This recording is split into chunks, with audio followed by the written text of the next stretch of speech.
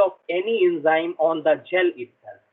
So basically, native-phase is also called as electrophoretic mobility profiling of enzyme, or many a times for isoenzymic profiling. Native-phase is one of the most common and important techniques. So in native-phase also we have different classifications. So here just I am showing you the classifications, and then in subsequent class, one by one I will go on explaining you all these techniques. So native-phase has further been classified into four different types. One is blue native phase. So blue native phase where we are using a specific dye. So your sample is stained with a specific dye, and after that we are going to load the sample so that easily we can differentiate among the samples or among the lanes. Then we have a blue native dye. Here dyes stands for differential gel electrophoresis. So it is advancement over the blue native phase where differential gel electrophoresis means sample with a different treatment is loaded onto the gel, and then you are going to analyze the variations based on the blue stain. Then we have a clear native phase. For some of the metalloproteins, this is one of the most popular technique which people they are using to separate metalloprotein on the gel. So that is clear native phase. And then we have a QPNC phase. So especially for high molecular weight protein and in industries, the people they are using this QPNC phase to separate some of these protein or antibodies on the gel. So this is about native phase. Coming on to gradient phase. So as the term suggests, gradient means there is a gradient of the polyacrylamide which you are going to use. Basically, the normal gradient which we are using is from 10% up to 25%. So there is a gradient of this polyacrylamide, and then you are going to load high molecular weight protein with the objective that because of gradient, so there will be a very perfect separation of this mixture of protein onto the gel. So gradient phase is very popularly used for the separation of such protein where we are expecting that there are a lot of mixtures in that. So in that case, gradient phase is used, and gradient here is with respect to the gel concentration, the polyacrylamide which you are going to use. Coming on to isoelectric focusing. So IEF, as you all know, the basic principle of IEF is it is based on the isoelectric point of the particular protein which you are going to separate. So as I told few minutes back that earlier IEF was carried out in a capillary electrophoresis, but now with the advancement we have IPG strips, immobilized polyacrylamide gel strips. So there are small strips. So you are going to load your sample in between the strips, and then there is an instrument where you are going to feed your sample, and then based on the isoelectric point, your protein will resolve. And once you stain, you can easily make out where is your protein and all other characteristic features. So IEF, as you all know, is also one of the dimension of two-dimensional electrophoresis or 2D phase. Coming on to next technique, which is very gloomy, and most of the time if you go by any manuscript, so in proteomic characterization, this is one of the technique which popularly people they are using, that is two-dimensional electrophoresis. As the name suggests, two-dimensional means we are going to run the protein sample in two different dimensions. So your first dimension is that you are going to have isoelectric focusing, which is the first dimension run. And once this run is complete, you are going to take the sample, take that particular strip, and then that strip is further loaded onto a polyacrylamide gel at 90 degrees, so that you have a vertical run, and that is the SDS phase. So first dimension is isoelectric focusing, second dimension is SDS phase, and then once the protein is resolved, you are going to stain it, and once you stain, you will get a lot of spots on the gel. So this is basically two-dimensional electrophoresis. And when I'll take this, I'll tell you how to characterize why we are doing this. So the main reason behind this two-dimensional electrophoresis is that in case of one-dimensional electrophoresis, that is phase, very limited number of proteins you can accommodate in a lane. So if a number of protein increases, so there will be overlapping, and then it will be very difficult to differentiate between the bands. Whereas in case of two-dimensional electrophoresis, because of spot nature of the protein, you can accommodate large number of proteins on the gel. So coming on to next, that is cellulose acetate electrophoresis. So many of the dot blot technique we are using this, but this is not commonly used. So cellulose acetate electrophoresis is not commonly used, but many of the dot blot or blotting methods we are using such type of electrophoresis. Coming on to last, that is continuous flow electrophoresis. So this is basically used by the industry people, those who are associated with the characterization of some of the proteins or antibodies. So they are using this continuous flow electrophoresis.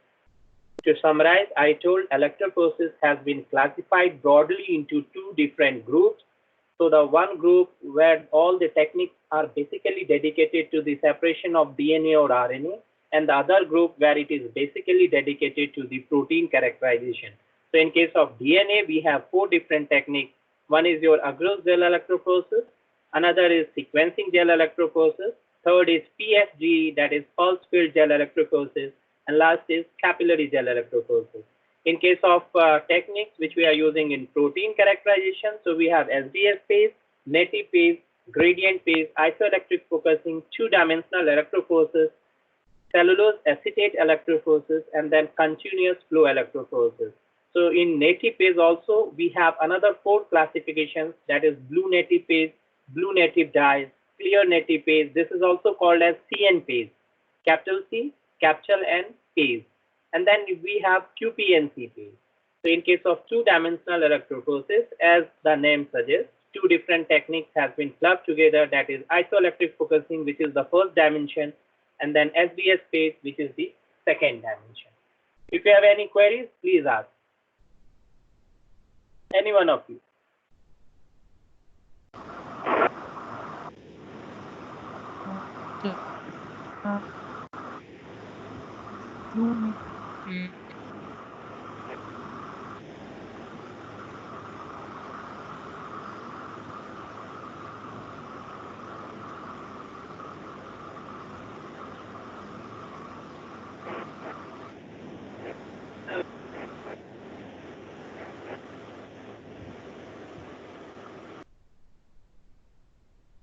Hello. Yes.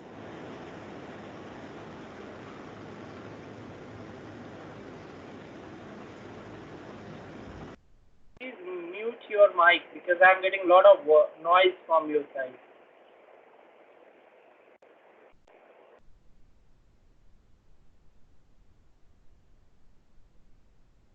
So coming on to the SDS-Page, can all of you please say yes, whether my voice is audible or not? Yes, sir. Yes, sir. Yes, sir. Yes, sir. Yes, sir. Good, good. So Yes, sir. yeah, so coming on to the technique SDS-Page. So here you can see I have written the full form of SDS-Page, that is sodium dodecyl sulfate polyacrylamide gel electrophoresis. And many a times I have used that this is one of the routine and most commonly used technique in most of the labs. So here I have listed some of the uses of this technique. So this technique is very commonly used for protein profiling. So suppose if you are working in different plant samples, and if you want to see the differences between the protein which is present in your sample, so what you do is you isolate the total protein from your sample and resolve it on the SDS-Page gel. So easily you can make out what are the proteins which are present in one sample but absent in other, or what are the proteins which are absent in other or present in both the samples. So all sort of things you can easily identify through protein profiling. Coming on to next, to measure the molecular weight of the protein. So many times it happens that you have extracted a protein from any plant tissue, and then you have a specific protein. You want to find out the molecular weight of that unknown protein. So SDS-Page is the best technique where you can run it along with a known marker, and then based on the marker, easily you can make out the molecular weight of the protein. Third is it is used to estimate the size of the protein. So size basically it signifies the molecular weight only, because many a times it's difficult to get exact the size of that particular protein. Then in peptide mapping, this is one of the technique which is very popularly used. It is also used to compare the polypeptide composition of different structures. So polypeptide composition as such, once you get the molecular weight or if you have any sequence information, then you can characterize for the composition. As such, directly SDS-Page cannot give you the composition, but then subunit information easily it can give you once you run any complex protein on the gel. So based on the number of subunits, easily you can make out how many subunits are there in that particular complex protein. It is also used to estimate the purity of the protein. So suppose if your protein is contaminated and when you run it on the SDS-Page gel, easily you can make out because that contamination will also come in the form of smear or a drag onto the lens, and easily you can make out that this protein is not pure. And suppose if your protein is highly purified, so you will get a very sharp single band on the SDS-Page gel. Then it is also used in Western blotting method. So in Western blotting, you are going to separate your protein onto the gel, and once you have separated, then you can blot it out onto the membrane, which will be further hybridized with the specific primary antibody and secondary antibody. So in Western blotting, this SDS-Page is one of the most potent technique where you are going to resolve your protein to be used for the blotting. Then it is also used to analyze the size and number of polypeptide subunits that I have already told you. The number of subunits in any polypeptide easily you can make out by just running it on SDS-Page gel. Next is it is also used to analyze post-translational modifications. So based on the post-translational modifications, so easily you can make out by running it on the SDS-Page gel. So out of all these, the most common uses is protein profiling to identify the unique or differentially expressed protein, to measure the molecular weight of the protein, and to use it in Western blotting methods. So these four are most commonly used, and rest other people, they have modified this technique to be used along with other techniques. So coming on to the basic principle of SDS-Page. So as the name suggests, SDS. So here SDS is basically a detergent. So in coming slide, I'll tell you some of the characteristic feature of this SDS. So here we are using SDS, which is basically an anionic detergent to linearize the protein which you are going to resolve on the gel. So you have a protein in a globular or in a biologically active form. So when you add SDS, what SDS will do, it will linearize the protein and it will unify the charge of the protein. So once it unifies the charge of the protein, the mercaptoethanol or dithiotretol, which is present in your buffer, it will break all the disulfide bonds. So once it breaks the disulfide bond, then your protein will be in the linear and unfolded shape with a unified charge. This unified charge comes from the SDS. So once it is unified, and when you load this sample onto the SDS-Page, the movement will be basically based on the molecular weight of that particular protein rather than any other variable. So the purpose of SDS is to provide the purpose of SDS is to unify the charge on the protein, and the purpose of the reducing agent, strong reducing agent like 2-mercaptoethanol or dithiotretol, is to break all the disulfide bonds so that the protein should be in a linear form, and the movement or the migration of protein on the gel should be directly proportional to the molecular weight or the length of that particular protein. So this is basically the basic principle of SDS-Page, which is based on molecular weight of the protein. Can any one of you tell me from where this charge comes?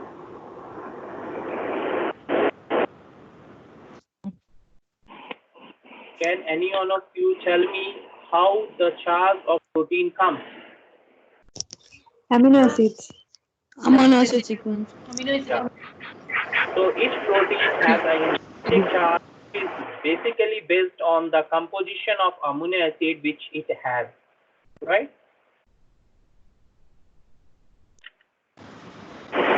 Yes, sir. So coming on to SDS, as I told, SDS is one of the important component of this particular technique. And when you are using SDS, there are few precautions which one should take.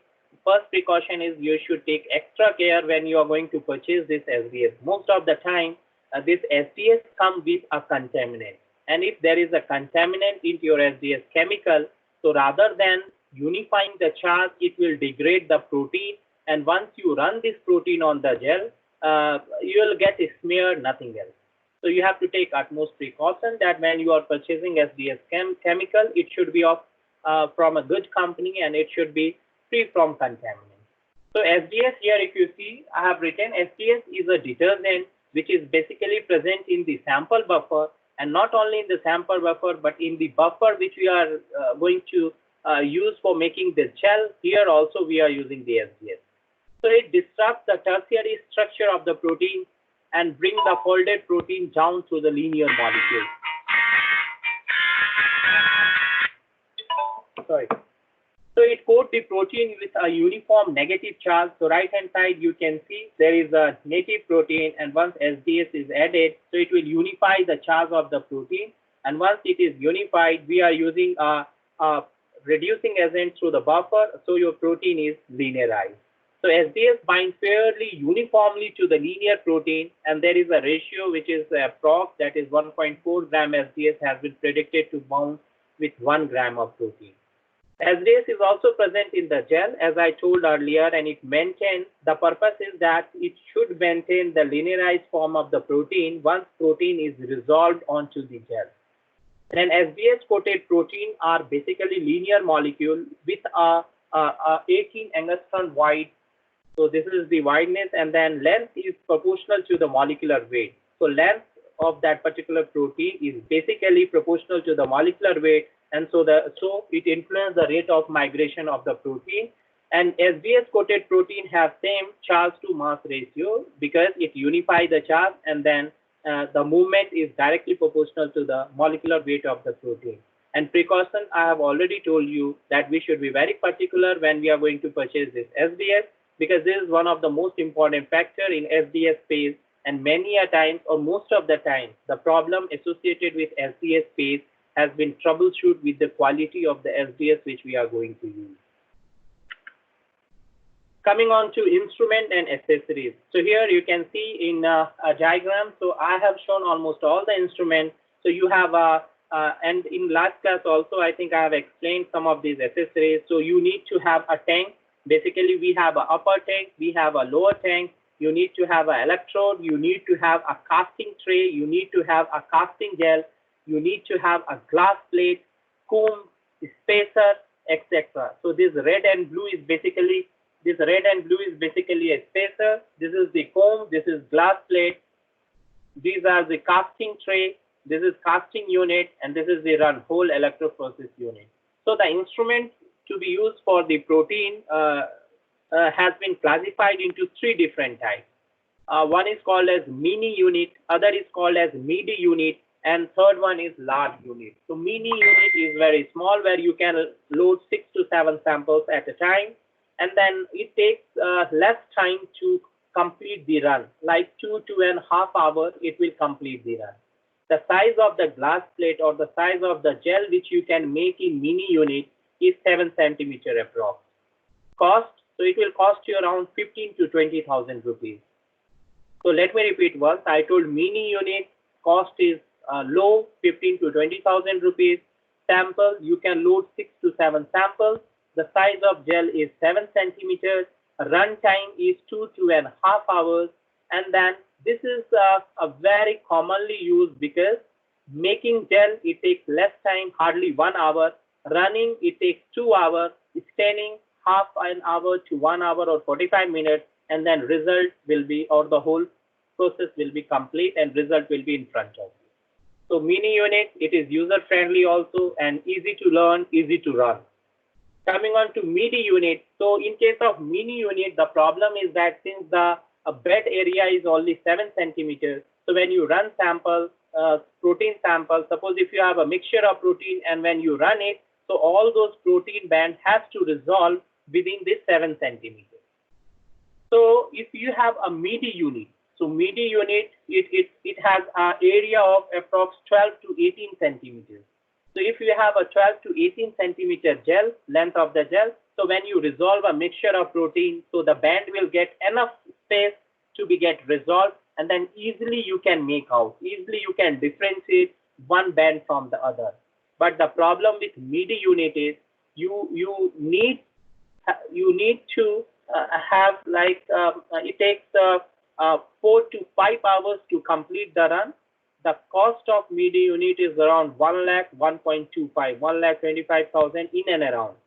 Then the casting of gel takes 1.5 to 2 hours, and then once you load and run it, so run time is also more than 4 or 5 hours. So once the run is complete, the gel size is bigger one, so it's very difficult to handle until unless you have a expertise. Whereas in case of mini, since the gel size is small, easily you can handle, easily you can remove the gel out, and then you can use it for the staining and destaining. Coming on to large unit. So this large unit is basically used for a specific purpose where you have a very specific protein sample, or where you have a large number of proteins, or where you are expecting large number of protein bands. So in that case, people, they prefer to use large unit. The problem with large unit is first is that it's very costly. It will cost you around 2.5 or 3 lakhs rupees. It requires a dedicated power pack, and then it has a chiller unit also, because since this is a large unit, it consumes a lot of voltage, and then because of this high voltage, a lot of heat energy is created. So it requires a capillary chillers in and around the plate, so that the heat which is generated, it should decimate from there. Otherwise, the plate will crack. Third thing is, the plate which you are going to use in this unit is very costly. Fourth, it takes a lot of chemicals, especially polyacrylamide and bispolyacylamide, to make a gel, because the size of a gel is very big. It takes a lot of time, like overnight run. So once you load your sample, you have to run it overnight to resolve it completely. Advantage is, once you resolve your protein, since the bed area is very high, more than 18 centimeters, it will be around 24, 26 or 28 centimeters.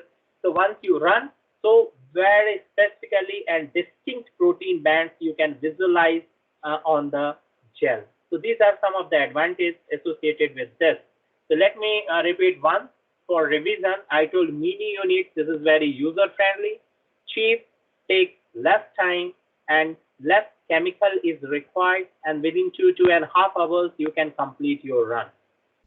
In case of midi unit, I told it takes 4 to 5 hours. A lot of chemical is used in this.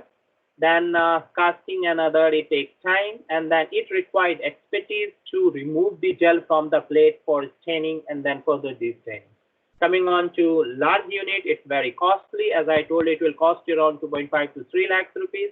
A lot of chemical is used, but then it is used basically for a specific purpose, where you have a sample or the mixture of protein, where you are expecting a lot of proteins are there in your sample, and you want to resolve each and one in a very specific way. So in that case, people, they prefer to go for large unit, but then it requires a lot of expertise, because removing the gel out of that glass plate required a specific technique, and until unless you learn that, most of the time it will broke out, the gel will broke out. This large unit also comes with a chiller unit. The purpose of chiller unit, which is associated with the large unit, is that it will dissipate the heat which is going to be generated because of this glass plate and the high voltage.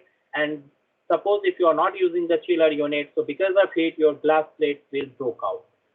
So these are 3 different type of instruments which we are using basically for Sds-Page. So coming on to protocol. So now I have explained you what are the uses of Sds-Page, what is the basic principle of Sds-Page, and what are the instruments which one can use for the Sds-Page. Now coming on to the workflow chart. So how to plan to go for Sds-Page. So there are few steps which we have to follow in order to execute this Sds-Page in our lab.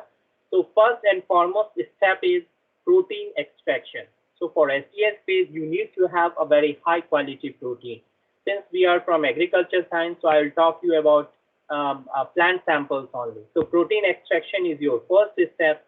Once you have extracted the protein in using liquid nitrogen and then specific extraction buffer, next step is gel casting, where you are going to cast your Sds-Page gel. And once casting is complete and you have extracted the total protein, then third step is Sds-Page run, where you are going to use a specific power pack to run that particular SDS-Page sample. And once run is complete, then the next step is staining of the gel. So you are going to take that gel out of your glass plate, and then it should be fixed. And then it should be stained with a specific stainer. So once you have a stain, last step is de-staining, where you are going to remove that staining out, except those stains which has been bound with the protein molecule to give a band shape. So once the staining and de-staining is done, then you have to capture your image, and then you have to interpret your results. So these are the specific steps associated with SDS-Page. So coming on to first one, that is total protein extraction. So total protein extraction, there are a few steps associated with this. First is sample collection. So when you are planning to go for the extraction of total protein to be used for SDS-Page, so before collecting the sample, you have to wash that particular sample. Suppose if it is a seedling or whether it is a leaf, so wash that leaf with distilled water, then dry it with some filter paper, and once you have dried it, then give a cut, take that sample and wrap it in aluminum foil and keep it inside the liquid nitrogen. Why we are doing this? Because many a time it happens that once you give a cut, so all the nucleases will be triggered, and these proteases will act on the protein which is present in your sample, and maybe within a duration of 5 to 10 minutes, it will try to degrade the protein which is present in your sample. And even many times it happens that dust and then other insects and other remnants will be on the surface of the leaf. And when you collect directly and keep it or frozen it in liquid nitrogen, so all those contaminants will also come into your protein. It is because of this reason that whenever you plan to go for SDS-Page or total protein extraction, the first step is that you have to wash your sample. Once you wash it, dry using filter paper, and then give a cut, immediately wrap it in aluminum foil, and then froze it in liquid nitrogen. Then here you can see three figures, A, B, and C, where they have extracted this particular tissue. So here we have used the liquid nitrogen, and once you have smashed the tissue using liquid nitrogen, so it should be converted into a fine powder form like a talc. Many times this is one of the problems that we are extracting using liquid nitrogen, but then the tissue, crumpled tissue will be there, or tissue will not be in a fine powder form. And once tissue particle is there, it means almost 25 to 30% of the protein will be encapsulated in that particular tissue. It will not come out in your supernatant, so the representation will be only 3/4. It is because of this reason that this extraction, especially crushing the sample using liquid nitrogen, is considered as one of the most important steps in total protein extraction. So you have to perfectly crush it using liquid nitrogen. The thumb rule is you have to use less of liquid nitrogen and more of thrust you have to give, so that the sample should convert into a fine powder form. So once it gets converted into fine powder form, then you can add an extraction buffer. Here you can see I have written one extraction buffer, that is Tris Cl 100 millimolar PS 7.3. This is one of the robust extraction buffer, which most of the time it happens that we don't know what type of extraction buffer we should use for this extraction. So if you don't have a specific information about this, so the best way out is that you use a Tris Cl 100 millimolar with a pH of 7.3, and almost 99% of the time it will work with respect to the plant sample. Suppose if you have a specific information about the buffer in which you have to extract your total protein, then you can make that a specific buffer, and then you can add into your fine powder. And once you have mixed it, then you can go for the centrifugation. Here I have written the centrifugation at the rate of 18,000 RPM for 30 minutes. So the thumb rule is for centrifugation, especially when you are using centrifugation for the protein sample, so the duration of the centrifugation should be more. Like in case of molecular biology, in almost all the steps, we are using 10 minutes, 1 minute, 3 minutes. But in case of protein, it's recommended that the duration of centrifugation should be at least 30 minutes or 45 minutes at a specific RPM, so that all the proteins, especially small molecular weight protein, also should come out into your supernatant. So once you have centrifuged, then easily using your micropipette, you can flush your supernatant into a separate tube. So this supernatant is basically your total protein extract to be used for the SDS-Page analysis. So at the bottom, you can see I have listed few kits also. So suppose this is the manual method. Manual method means if your lab is not rich, you have a specific chemicals, you don't have much fund to go for the purchase of the kit. So you can go by this manual method. And suppose if you have a fund, so now a lot of kits are available, which not only help you in extracting the protein, but it will also help you in purifying the protein simultaneously along with the extraction. For example, we have a total protein extraction kit. This is called as TPE kit. This is proprietary of G Bioscience. So we have again another kit that is non-interfering protein assay kit, NI protein assay kit. Then we have from Biorad also we have a protein quantitation kit. Even from Amarsham also we have a protein quantitation kit. So we have a modified kit for the Bradford also. So Bradford is also one of the most important method which we are using to quantify. So this kit contains all the chemicals to be used for the extraction as well as purification as well as quantitation of the protein, right? So some of the most popular kit which people they are using for total protein extraction are total TPE kit, total protein extraction kit, focus proteome kit. This is also proprietary of G Bioscience. Then we have a non-interfering protein extraction kit, etc. So if you Google, a lot of kits will come, but these are some of the popular kits which people they are using. So once you have extracted the protein out of your tissue plant sample, then next is quantitation of the protein. Means you have to identify the concentration of protein in your crude extract. So I have listed some of the methods which are very popularly used for quantification of the protein. Like you can use Lowry method, you can use Bradford method. The Bradford method is most commonly used under lab condition. Suppose if you don't want to use Bradford method, so we have a non-interfering protein assay kit also. So here not only you can purify, but you can also quantify the protein, and this will also help you to remove some of the inert materials which are present in your crude extract. So these are some of the kit-based method for the protein quantitation.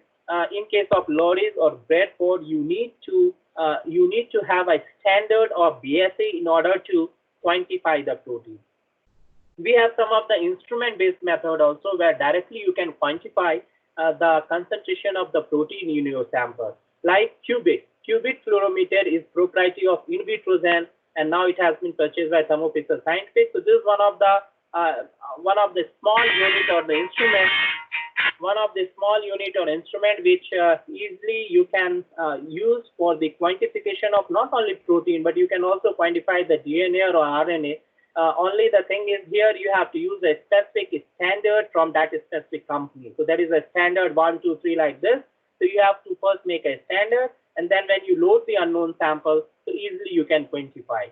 Next is nanodrop, very popularly, and nowadays in almost all the lab people, they depend on nanodrop for the quantification of DNA, RNA, or the protein. So here just you have to, in case of nanodrop, we have two different methods. One is qubit-based method, where you are going to use a specific reagent to quantify the protein, and another is just you put a drop, and then based on the drop, it will tell you the concentration of the protein which is present in your extract. Third is bioanalyzer. So this is a higher end instrument which people they are using to quantify all these three macromolecules. So it will not only quantify, but it will also give you the quality analysis, that what is the quality of the protein which you have isolated, and then all those information, basic information, will also come along with the quantitation of that protein in case of bioanalysis. So if you have any queries, please ask. If you have any questions, any queries, please ask. Hello? Hello?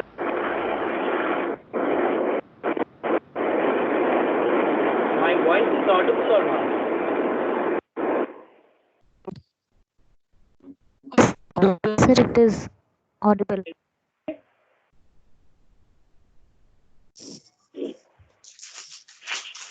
Hello.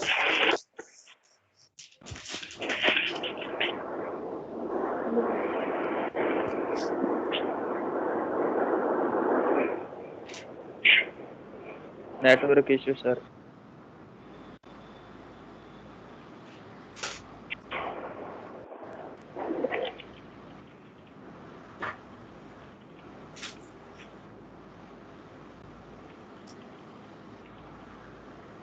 Shall I move to next slide? Yes, sir. Yes, sir. Any questions, any queries, anything you want to clarify? Any one of you? No, sir. Okay. So coming on to the gel preparation part. So now I have explained you about the extraction part where you are going to extract your protein. Then I have explained you about the quantitation part where you are going to quantify the protein. So once you extract your protein and once you quantify your protein, then third part comes is gel preparation. So you have to prepare the gel. So here if you see the slide, so this Sds-Page is also called as discontinuous buffer system. This Sds-Page is also called as discontinuous buffer system. It is also called as 3PS system. It is also called as 2-gel system. So these are some of the synonymous terms which people they are using for the Sds-Page. Now, why we are calling it as a 2-gel system? Because here we are using two different types of gel. One gel is called as stacking gel, which has a pH of 6.8, whereas other is called as resolving gel, which has a pH of 8.8. So now the term itself suggests stacking gel means this is the area where your protein is going to be stacked, and resolving gel means this is the area where your protein is going to be resolved. And these two has a very specific pH. So stacking gel has a pH of 6.8. This is very important information. And then resolving gel has a pH of 8.8. And then at the top, if you see, there is an electrode buffer. Basically, we used to call it as running buffer or tris-glycine buffer. So it has a pH of 8.3. Since we are using three different pH, so it is also called as 3-pH system. This is also called as Lemley's system. This running buffer is also called as Lemley's buffer, right? So, so here we are using two different gels and three different pH for the separation and for the separation of the protein. Now left hand side, if you see, so there is a workflow where they have shown how to cast this gel. So first we are going to pour the resolving gel, all constituents and other thing. I think that once this area will open, so I'll share you handout. So first is that you are going to pour the resolving gel. So once you pour the resolving gel, at the top, we are going to pour any organic solvent like ethanol or water. The purpose is that once you pour this, so it will execute dual purpose. One is that it will unify this surface. Another is that it will restrict the oxygen from entering inside. So once you pour the resolving gel, you have to keep it for almost 30 minutes so that resolving gel should polymerize. And once it is polymerized, then again you have to wash it, you have to dry it, and then we are going to pour the stacking gel of a specific pH. And once you pour the stacking gel, then we are going to put the foam at the top of this. So this is the whole procedure about the polymerization of stacking as well as resolving gel. Here few precautions one has to take, like when you are going to pour the resolving gel, pouring should always be from one corner. It should not be from the middle or from any other area. It should always be from one corner. The purpose is when you pour from one corner, so it will avoid formation of bubbles. Because once bubble is formed, it means air will be entrapped inside, and once air is entrapped inside, it will form the void in the matrix of the polyacrylamide gel. Another point is, once you have poured the resolving gel, you have to provide enough time for the casting or polymerization of this gel. 30 minutes is the recommended time. Within 30 minutes, it will polymerize. So once it polymerizes, then you have to wash this upper surface nicely with double distilled water. Suppose if washing is not proper and when you pour the stacking gel, so definitely stacking gel will not able to bound onto the resolving gel.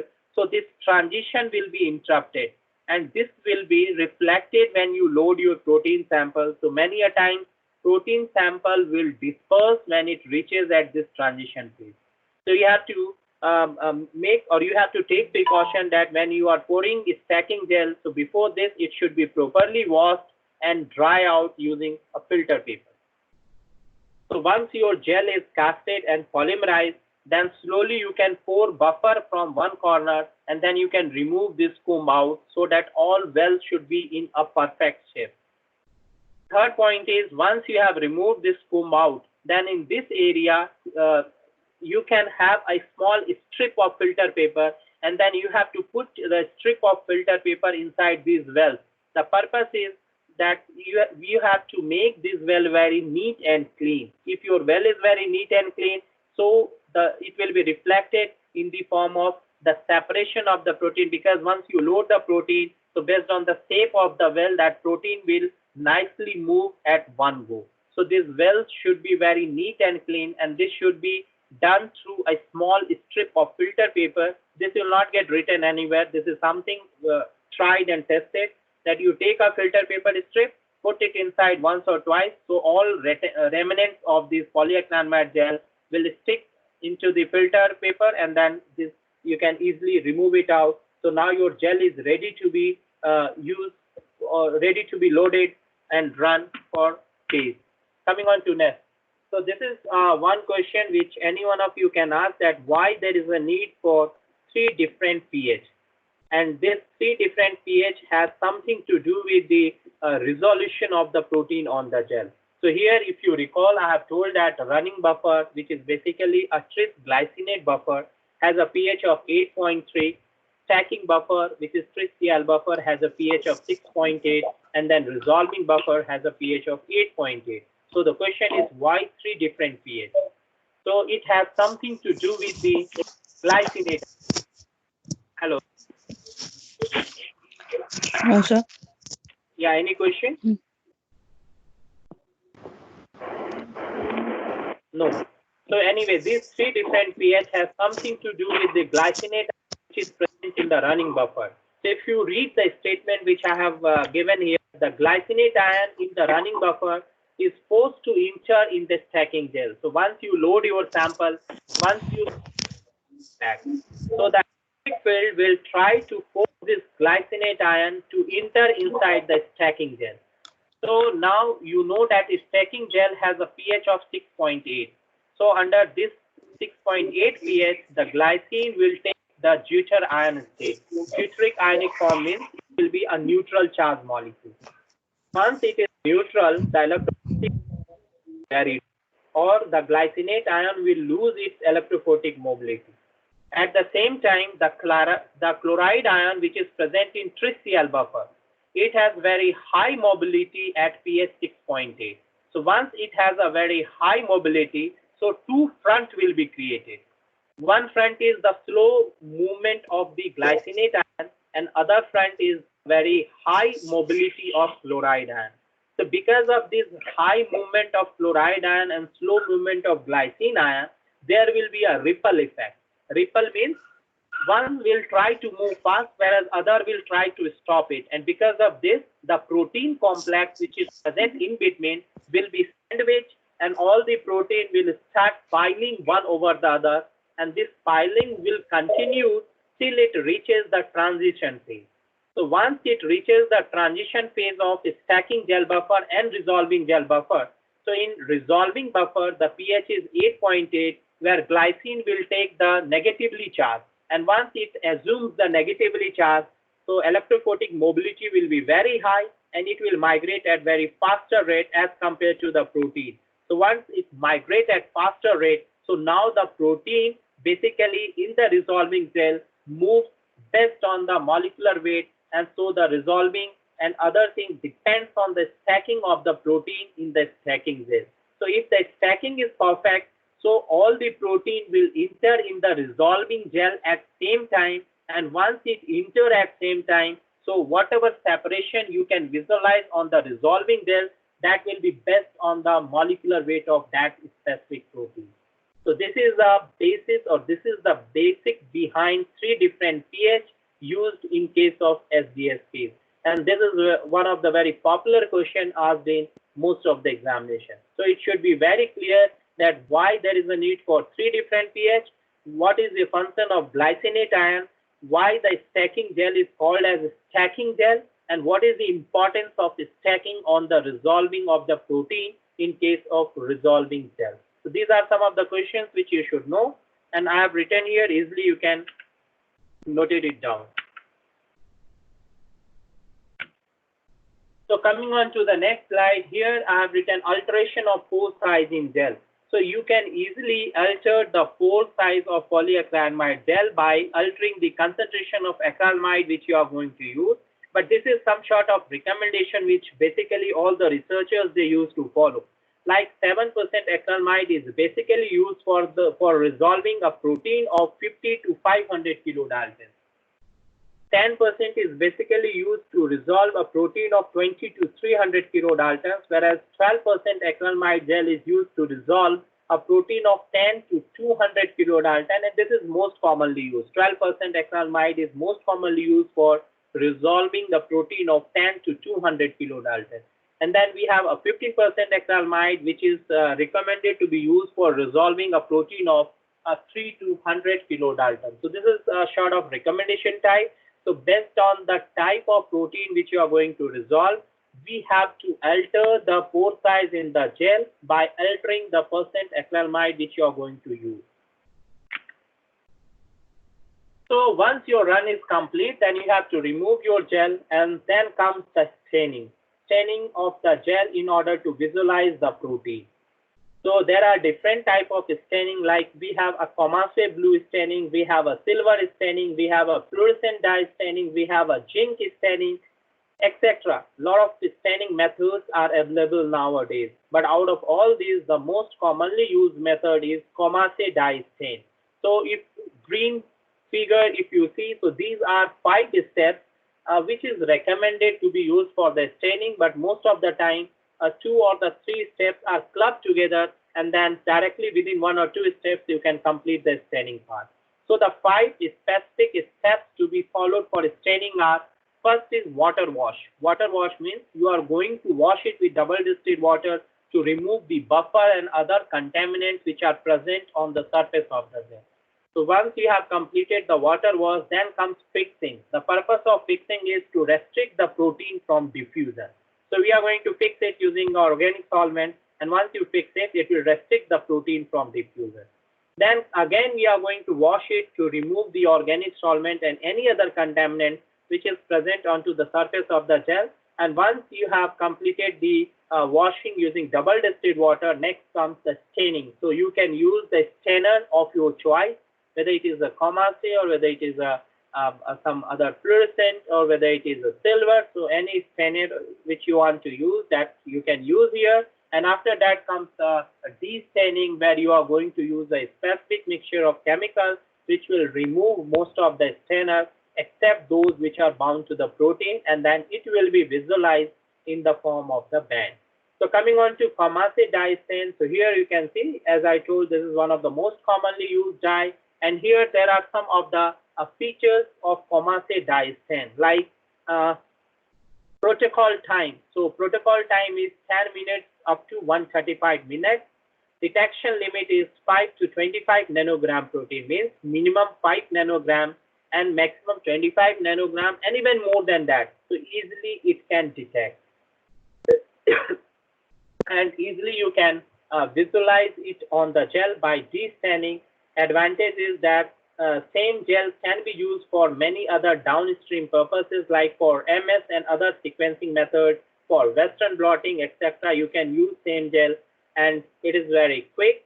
Simple staining process is the staining process is very simple, and then easily you can stain and de-stain. And suppose de-staining, so after de-staining, maybe the band is not sharply visible. So again, if you wish, you can again stain it, and then again you can de-stain it. So a lot of modifications you can do. So this Comase dye-stain is very popularly used in day-to-day activity, or for almost commonly used for the SDS-Page gel staining. Coming on to next method, that is the silver staining. So silver staining, it has a very high accuracy. If you see down table, so it has a detection limit of 0.25 to 0.5 nanogram. So it can detect even a small pinch of protein which is present on the gel. So it has a very high detection limit, and the protocol time is 30 minutes to 120 minutes, which is more or less similar to that of Comase Build and Blue. And once you stain it with silver, so the protein will be visualized, or it will come out in the form of brown black color, which can easily be captured.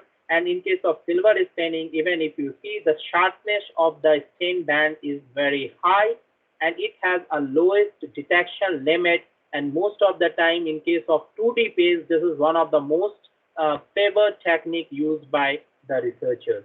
So silver staining, now if you see the points, so here deposition of metallic silver onto the surface of a gel happens, especially at the location of the protein band, and this silver ion, which basically comes from the silver nitrate, so this interacts with the protein, and especially the functional group of the protein, and once it interacts, it bounds, and then it reduces to metallic silver, which is visible in the form of black color or a light brown color. And in this way, this silver staining happens.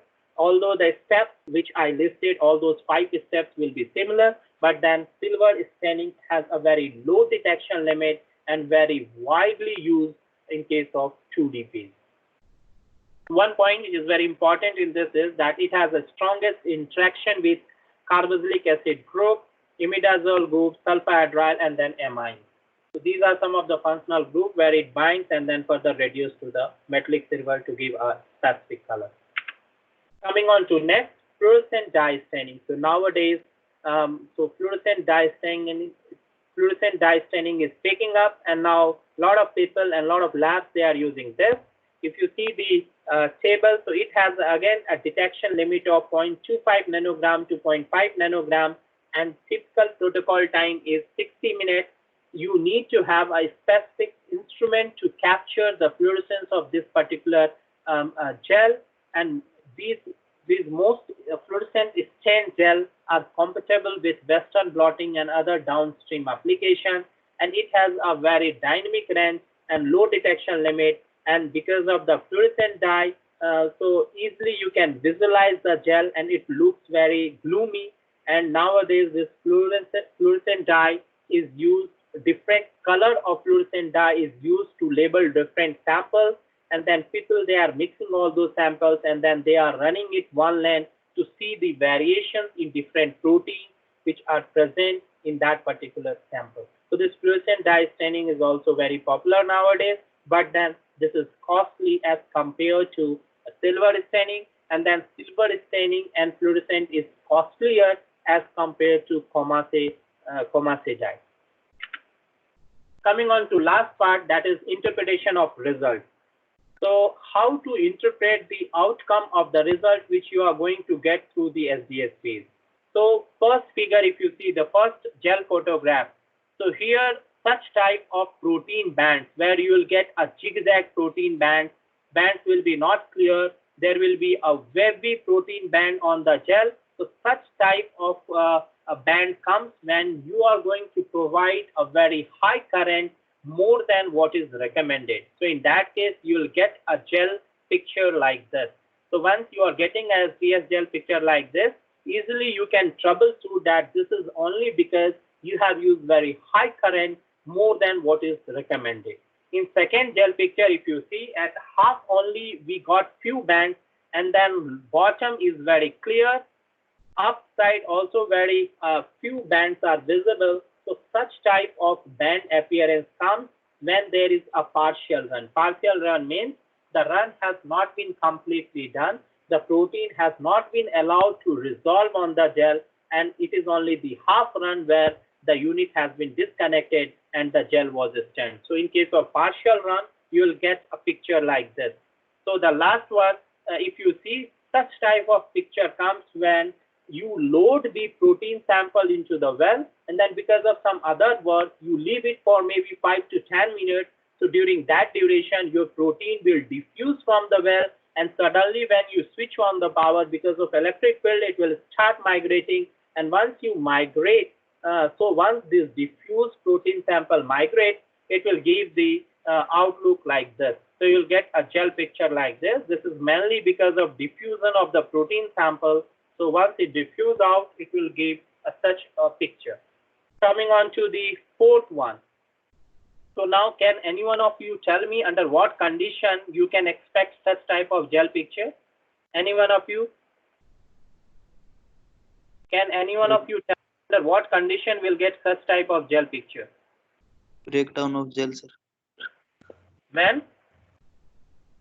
Please repeat. Maybe Yes. when resolving gel is not proper, sir. Yeah, when polymerization has not been perfectly done. When the resolving gel is not perfectly polymerized, so in that case, you'll get your gel picture like this. So here you can easily make out that protein, wherever it got the pore space, it moved in that direction. And when you stain it, so easily you can see that there is a blotches from all the directions in all the shapes, and it doesn't follow the lane rule. So in that case, the only troubleshoot is that that the resolving gel has not been properly polymerized. What about second one? What do you expect is problem in this case? Air bubbles. No. So if there is a air bubble, so easily you can visualize the pocket. And second thing is, pockets will be there, and if air bubble problem is there, so polymerization will not be perfect. It will be very fluffy like, and then when you load and run, so most of the time your gel will broke out. There will be a lot of pocket appearance will be there in between the plates. So that is not the problem. Any other thing? In this gel, what is your viewpoint? Any one of you? Okay, I'll tell you. So in this gel, the problem is the sample which has been loaded is not uniform concentration. Means different sample has been loaded, but it's not in uniform concentration. In one case, the concentration is very high. In other case, it's very low. And here, suppose, so this is very high. And once you loaded a sample of different concentration in the lane, so sometimes it just leave its own lane, and then it will interfere with the other lane. And in that case, you will get a blotches like this. So once you go on running, and then you have a sample of very high concentration, so with every electric pulse, so protein will enter inside, and then it will start piling one over the other. So because of piling of proteins, you will get a band like this when you stain this gel. So when you get a figure like this, so easily you can make out that the concentration of the protein which has been used is not uniform. It is very high, more than what is recommended. So in that case, you will get a band like this. What about last one? Last one, can any one of you tell me? What may be the problem? Contamination. No, in case of contamination, you will get a smearing. But here smearing is not there, it is the dragging. There is a dragging, there is a blotching, and there is a uneven run. So what may be the reason? Dragging is there. Transient phase. Exactly. Fluctuations in current. Improper concentration. Yes, that's right. If you see the top of the gel, so that transition phase, there was not perfect transition of stacking and resolving gel. So because of this imperfect polymerization, once protein reaches this transition phase, it could not able to permeate as such inside the resolving gel. So in that case, it starts showing the dragging, and not only dragging, all proteins, they blotches here and there. And once they blotches, so it's very difficult to interpret any conclusive result out of this. So because of transition problem, such type of gel you can expect. So these are some of the troubleshoot which one should know. I have just listed 6, but then there are a lot of other problems also which are associated with SDS-Page gel. So maybe once this institute will open, so on Blackboard I'll show you some of the other problems also which happens generally in case of SDS-Page, and until unless you learn how to troubleshoot this, so whole exercise will be in vain, because until unless you troubleshoot, it's difficult to run and to sort out the problem. So these are some of the troubleshoot or the interpretation of the results which you are going to get. So this was in brief about the SDS-Page. So I think in next class, so we'll take up the NettyPage, where I'll explain you about different types of NettyPage, their uses, basic principles, protocols, etc. So next class we'll take up the NettyPage. So with this brief note, if you have any queries, anything to ask, you are most welcome. Any one of you. If you want to ask anything, please interact.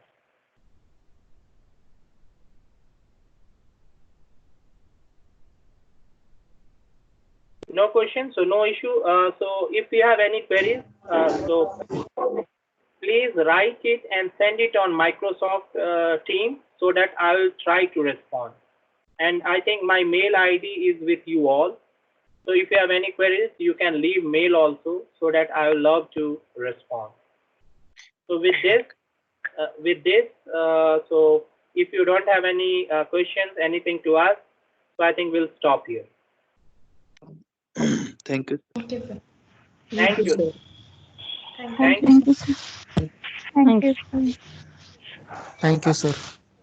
you. Thanks a lot. Thank you. Thank you. Yeah,